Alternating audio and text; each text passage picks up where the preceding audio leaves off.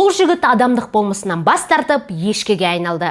Британдық дизайнер және жазушы Томас Тойтс сондай-ақ өзін ғалым деп атауды талап етеді.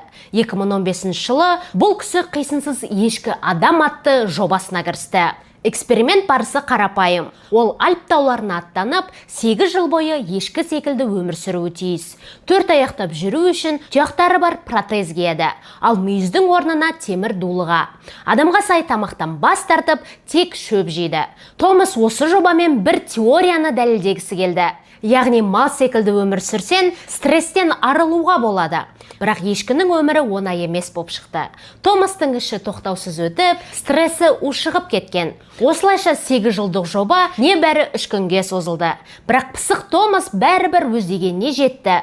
Ешкі адам жобасы үшін Шнобель марапатын алып, $10 сыйақы ұтып алды. Ал 3 күндік эксперименті жайлы шығарған кітабы бестселлер болған. 2016 жылы 15 мың тираж сатылып кетіпті. Демек кем дегенде $270 мың тапты. Кітабы онлайн дүкендерде әлі күнге дейін сатылып жатыр. Бағасы $18. Сатып алып оқып көріңіздер.